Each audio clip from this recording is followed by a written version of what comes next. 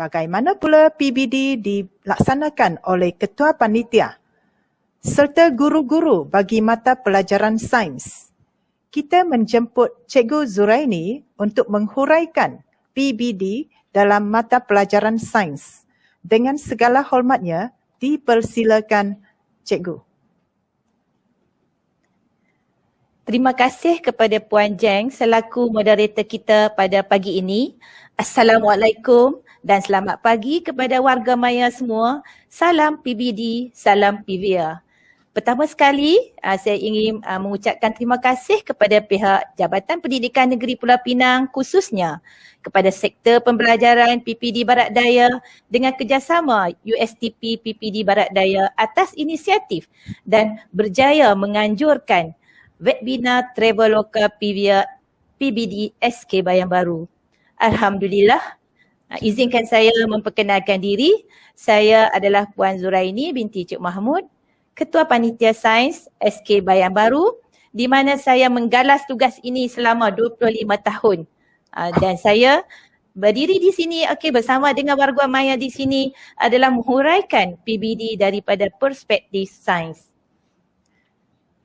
Baik, warga maya sekalian, bila sebut PBD, sudah tentulah fokus utama. Fokus utama adalah bagaimana guru-guru merungkai dan merangkai di SKP dengan baik. Jadi kalau warga maya, khususnya kepada warga maya pendidik sekalian, kalau kita lihat kepada 9 ciri utama PBD, ciri yang pertama adalah dirancang oleh guru.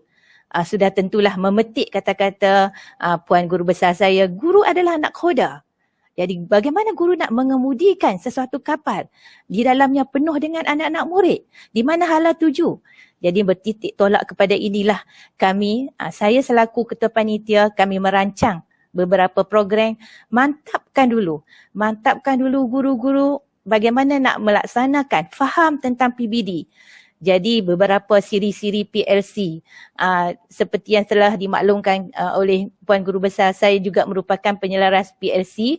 Jadi saya juga kena gerakkan PLC di bawah panitia saya supaya guru-guru akan lebih faham, lebih dapat melaksanakan PBD dengan lebih lancar, telus dan adil. Jadi di sini kita adakan beberapa bimbingan berterusan di peringkat panitia di mana antara perkongsian amalan terbaik yang kami lakukan adalah seperti teacher sharing session. Di sini kami fokuskan kepada bagaimana kami nak menetapkan justifikasi pemberian TP khususnya kepada TP6 dan TP5. Di mana seperti yang sedia maklum, guru-guru, ahli-ahli di bawah panitia saya macam bagaimana nak memberi TP5, bagaimana nak memberi TP6, apa justifikasi. Jadi dalam keadaan ketakutan serabut, jadi kita huraikan, kita bincangkan, kita bawa bersama dalam perkongsian amalan-amalan kita dalam teacher sharing session. Kemudian kita selaraskan juga kaedah pentaksiran, instrumen pentaksiran. Selain daripada itu, kita adakan juga bimbingan dan pementoran. Di mana saya sebagai Ketua Panitia, saya mendapat bimbingan terus daripada Puan Guru Besar, penolong kanan pentadbiran. Bila daripada sini berlakulah saya terus memberikan maklumat-maklumat kepada ahli-ahli di bawah saya. Jadi kita adakan kaedah-kaedah kita selaraskan kaedah-kaedah pentaksiran untuk penilaian TP5 dan TP6.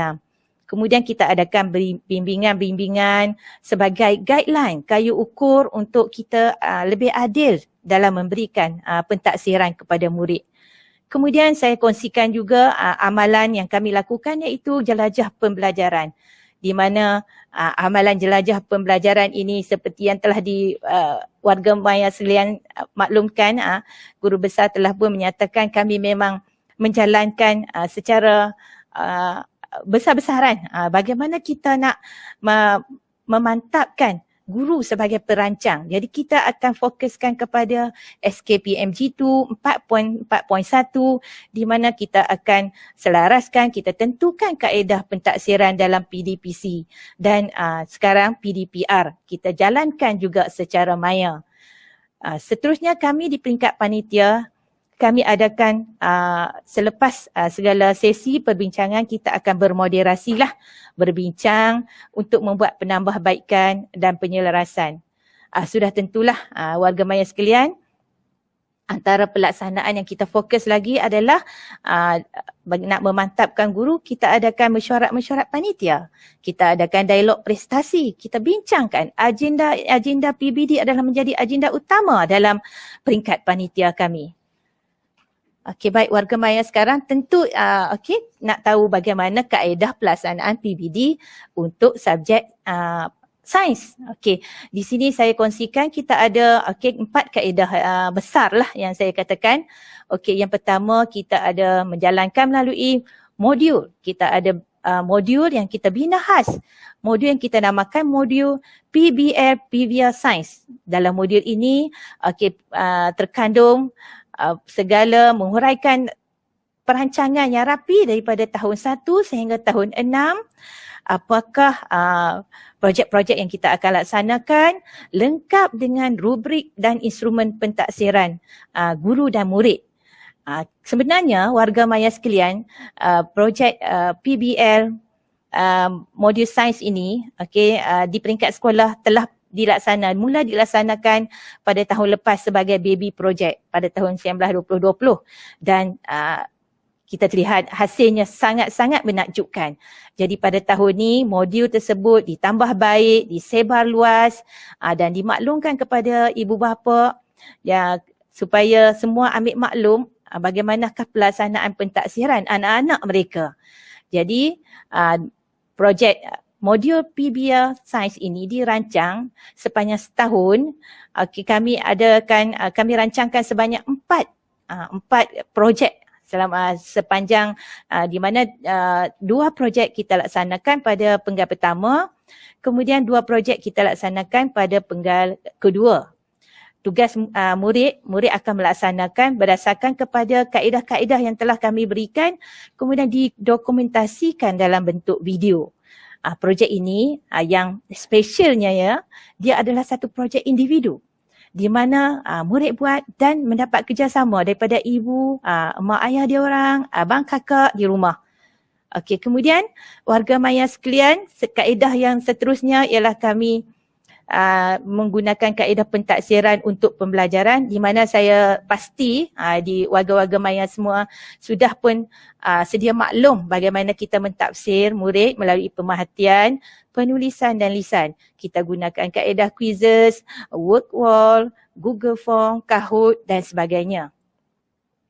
Seterusnya kita ada satu lagi kaedah yang kita katakan itu satu kaedah yang baru tahun ini kita kita lakukan, iaitu kaedah PVR Hunter yang namakan PVR Hunter, di mana program ini adalah program yang kita buat untuk murid-murid yang dia tidak dapat hadir PDPR, ada mungkin disebabkan oleh masalah-masalah sendirilah.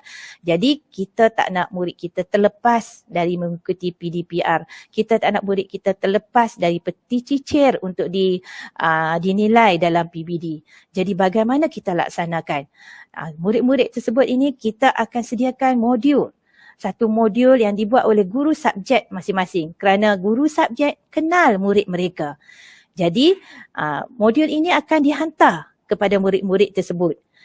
Seterusnya yang terakhir kita gunakan kaedah peta iting, di mana peta iting ini adalah merupakan projek sekolah sebenarnya. Ia ada dalam takwin sekolah di mana ia juga merupakan bahan sokongan sebagai aktiviti pentaksiran, sebagai pembelajaran. Di mana di sini murid berpulang untuk belajar dan memikir cara belajar. Okey, baik rakan warga-warga maya sekalian. Seterusnya saya ingin pergi kepada apakah kelebihan, apakah keistimewaan modul PBL PVR Sains. Okey. Modul PBL PVR Sains seperti yang saya maklumkan tadi, kami mulakan pada tahun lepas sebagai baby project. Pada tahun ini disebar luas, ditambah baik. Dari yang pertamanya, kelebihan dia sudah tentulah penjaminan kualiti. Jadi modul PBL Sains ini adalah berdasarkan kepada DSKP dan standard kandungan serta standard prestasi murid daripada tahun 1 sehingga tahun 6. Dan modul ini sudah tentu dikawal selia dan dipantau oleh pihak pentadbir. Apa yang terkandung dalam modul ini? Okey, kita ada dalam ini kaedah pentaksiran. Kaedah pentaksiran, instrumen-instrumen pentaksiran. Kemudian ada rubrik tahap penguasaan keseluruhan projek. Seperti yang saya maklumkan tadi, pada tahun ini kita rancangkan 4 projek. Bermakna kita ada 4 modul yang mengandungi semua kaedah pentaksiran, instrumen pentaksiran, rubrik tahap penguasaan pada setiap modul yang kami bina tersebut. Kemudian apakah keistimewaan modul ini juga? Okey, kita fokus kepada kemenjadian murid. Okey, dalam pelaksanaan project based learning ini, okey, murid akan menghasilkan video seperti yang telah diwar-warkan dimaklumkan oleh Puan Guru Besar.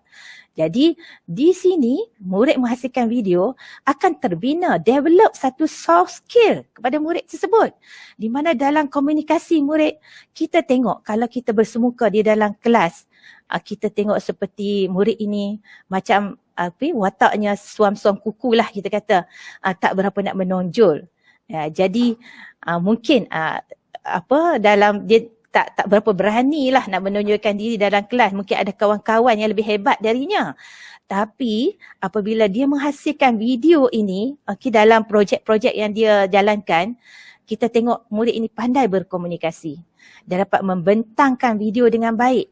Dengan ini dia akan dapat membina tahap keyakinan, membina jati diri, berani.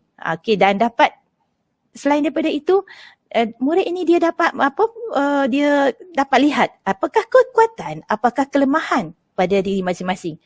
Inilah yang saya katakan small project tapi impak dia besar kepada murid tersebut. Seterusnya warga-warga maya sekalian, modul ini sudah tentulah bila sebut perkataan sains, sikap saintifik dan nilai murni tak dapat dipisahkan. Jadi dalam modul yang kami rancang ini mengandungi, kami susun atur ada nilai-nilai murni sikap saintifik seperti minat, ingin tahu, sistematik, yakin. Jadi itulah nilai-nilai murni. Di antara itu ada banyak lagi nilai murni yang kita ketengahkan. Dia ada setiap projek ada nilai murninya. Okey, yang terakhir, apakah keistimewaan modul PBL Sains? Okey, kita fokus kepada mesra alam. Okey, kita pentingkan kelestarian alam sekitar. Okey, di sini kami rancang projek-projek yang menggunakan bahan terbuang. Maknanya murid berada di rumah, dia dapat buat, dia tak perlu nak berbelanja. Jimat kos tak ada. Dia ambil sahaja barang-barang apa yang ada di sekitarnya di rumah. Contohlah kalau untuk projek membina membuat haiwan imajinasi untuk topik tahun 5. Jadi apa yang murid boleh dapat di rumah? Dia boleh dapat kotak, dia boleh dapat kapas, kan perca, semua berada di sekitar dia. Kalau murid nak buat penyapu serbaguna, seperti murid tahun 6. Apa yang dia boleh dapat? Dia boleh dapat botol mineral di rumah dia. Dia boleh dapat kayu mop, kayu penyapu mak dia yang dah terbuang. Jadi kami pentingkan ini. Kami pentingkan penjimatan kos. Bahan tu adalah ada di sekitar murid. Okey, baik warga maya sekalian. Tidak lengkaplah sekiranya jika saya bercakap kita ada murid menghasilkan video, murid buat projek. Tidak lengkap kiranya kalau kita tidak berkongsi. Kita beberapa contoh video PBL Sains. Okey, baik. Mari kita tonton sekarang apakah keistimewaan projek tersebut. Silakan.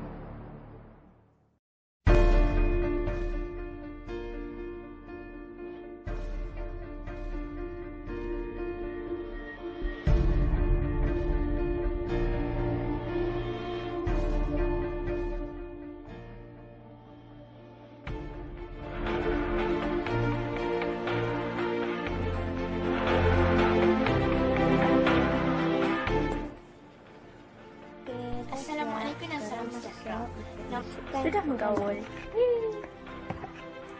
Plastik. Duk, semakin mengembang. Jadi peringat. Dengan plastik ini tidak boleh menyerap air. Setelah dus siap diuli, Duk perlukan rehat dan ini adalah roti yang sedang dibakar. Mula-mula kita masukkan putih bandung. Assalamualaikum. Awalnya adalah Kita kena gabungkan straw menggunakan pita pelekat. Seperti ini.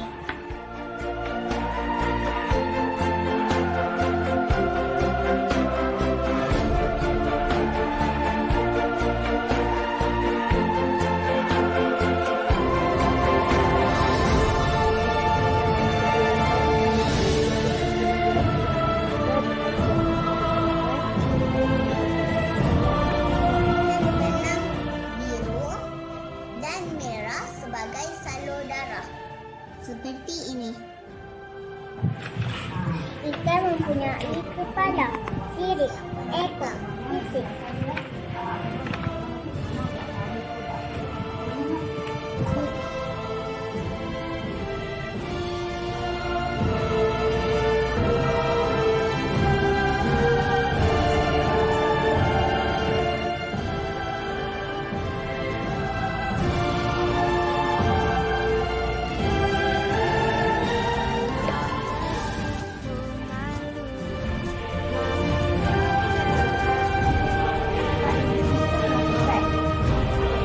apabila kita menarik nafas, udara mengandungi lebih oksigen memasuki paru dan diserap ke dalam salur darah. pada gambar Darah ini dikenali sebagai darah lebih Ada darah lebih oksigen dan ada darah lebih karbon dioksida. Okey, apabila kita Proses peredaran darah berulang setiap kali kita bernafas. Sistem peredaran darah ini penting untuk tubuh. Ianya penting hidung dan gigi tajam. Fungsi telinga yang besar adalah pukul kepada bumi. Gigi tajam sebagai pelindung diri. Lemak tebal mengawal suku. sekian, terima kasih.